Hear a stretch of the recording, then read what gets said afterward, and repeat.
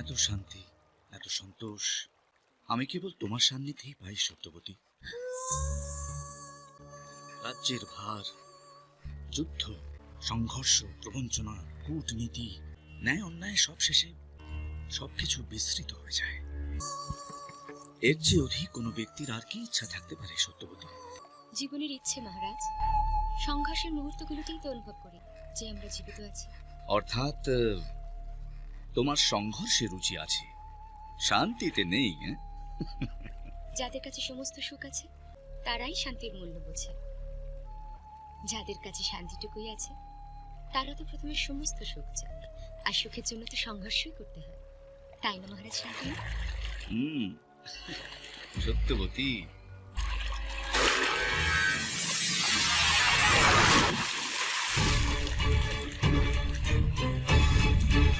কি করছো সত্যবতী? সুখ লাভ করার প্রচেষ্টা।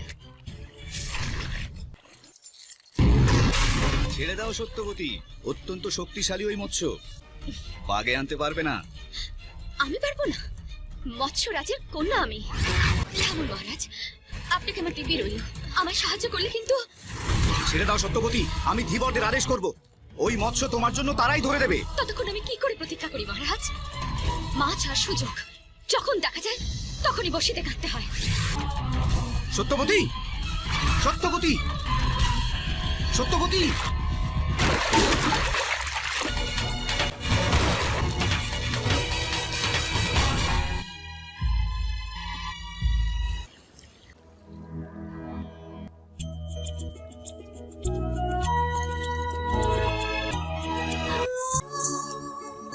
আমার জানা ছিল না যে এই কোমল হাত এত শক্তি ধরে।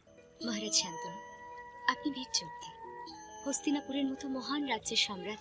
আপনি তো জানেন যে শক্তি হাতে নয়, শক্তি হৃদয়। ইচ্ছেই এই হৃদয় শক্তি। নিজের দু হাতে রাজলা করে যতটা ধরে রাখা যায় ততটাই ইচ্ছা রাখা যথার্থ।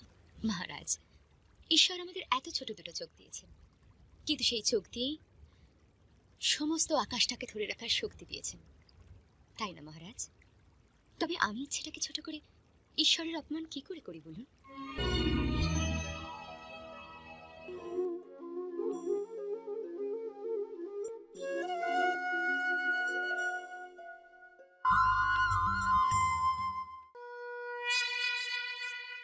ইচ্ছা, আশা, প্রত্যাশা, আকাঙ্ক্ষা এসবই তো মানব সমাজের চালিকা শক্তি। যদি কেউ আপনাকে প্রশ্ন করে যে আপনি কে, তবে আপনার উত্তর কি হবে? বিবেচনা করুন। আপনি তখন বুঝতে পারবেন যে আপনার ইচ্ছাই আপনার জীবনের ব্যাখ্যা। কিছু পাওয়ার সাফল্য, কিছু না পাওয়ার নিষ্ফলতাই আপনার পরিচয়। অধিকতর ব্যক্তি এইভাবে জীবিত, নিজের ভেতর থেকে শেষ হয়ে যেতে থাকে, তবু নিজের ইচ্ছেগুলোকে মারতে পারে না। ইচ্ছা তাকে এমন ভাবে ছোটাতে থাকে যেমন মৃগের নেশায় শিকারী। কিন্তু আবার এই ইচ্ছাগুলির গর্ভ থেকেই জ্ঞানের প্রকাশও ঘটে। কি করে? যখন ইচ্ছা অপূর্ণ থেকে যায়, আশা ভেঙে যায়, তখন সেখান থেকে জ্ঞানের কিরণ প্রবেশ করে মানুষের হৃদয়ে।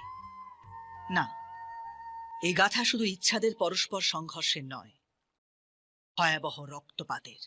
এই গাথা হল ইচ্ছার গর্ভ থেকে উৎসারিত জ্ঞানের। আমি বাসুদেব শ্রীকৃষ্ণ আপনাদের সকলকে নিমন্ত্রণ জানাচ্ছি এই যাত্রা শুরু, যা জীবনের মর্ম শেখাবে, মনুষ্যত্বের ধর্ম শেখাবে, পাঁক থেকে উঠে এসে পদ্ম হয়ে ফোটার ধর্ম শেখাবে। আর এই যাত্রার নাম হল মহাভারত।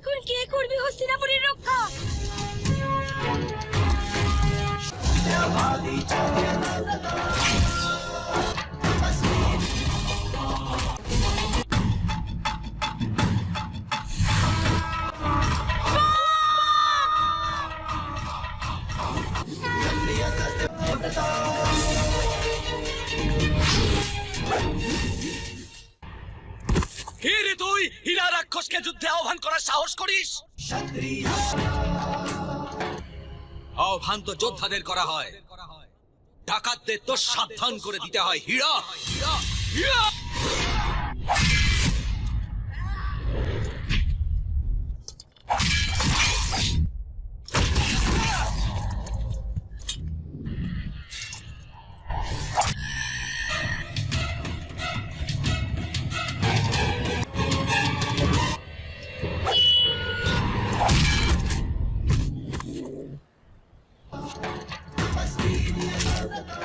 তোমাদের রাক্ষসদের স্থান রাক্ষসাবর। ভারত বংশীয়দের ভূমিতে তোমাদের প্রবেশ নিষিদ্ধ। তোমার ভারত বংশীয়রা আমাদের জঙ্গল কেটে ফেলে, আমাদের ভূমিতে আক্রমণ করে। যদি এটা সত্য হয় তবে আমি তোমায় অভয় দিই, আজকের পর ভারত বংশীয় আর রাক্ষস একে অপরের ভূমিতে প্রবেশ করবে না। গ্রামবাসীদের মুক্ত করে দিই।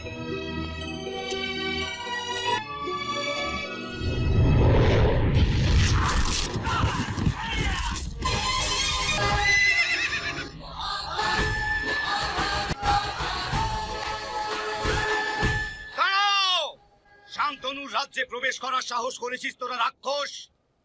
এবার একটাও রাক্ষস জীবিত ফিরবে না। আক্রমণ! দাঁড়ান, এই রাক্ষসগণ আমার শরণাগত হয়েছে। ভারতের ভূমিতে এরা আর আক্রমণ করবে না, অতএব কেউ যেন এদের উপর প্রহার না করে। তুমি আজ্ঞা জারি করার কে হে? এত বড় সাহস তোমার কিসের শক্তিতে হয়? শক্তির প্রমাণ সর্বদা সংঘর্ষেই দিতে হবে, এটা আবশ্যক নয়।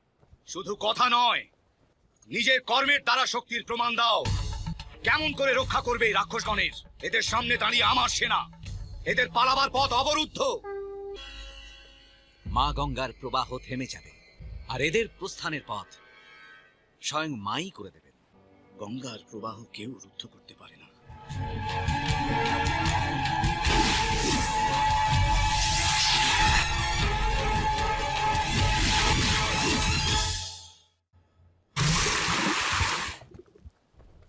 কে তুমি? তোমার প্রার্থনা শুনে গঙ্গা নিজের প্রবাহ স্তব্ধ করলো কি করে? কারণ সন্তানের স্বয়ং মহাদেবও উপেক্ষা করতে পারেন না।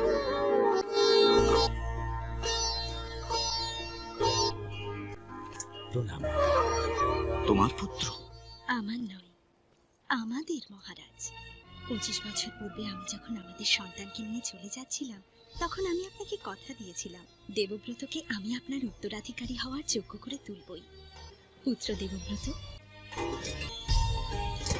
না পুত্র, তোমার স্থান আমার হৃদয়ে পুত্র। তুমি জানো না পুত্র, আমি দিন রাত শুধু তোমারই প্রতীক্ষা করেছি। আপনার পুত্র স্বয়ং পরশুরামের থেকে শিক্ষা লাভ করেছে মহারাজ। আমি আমার প্রতিজ্ঞা পূর্ণ করেছি।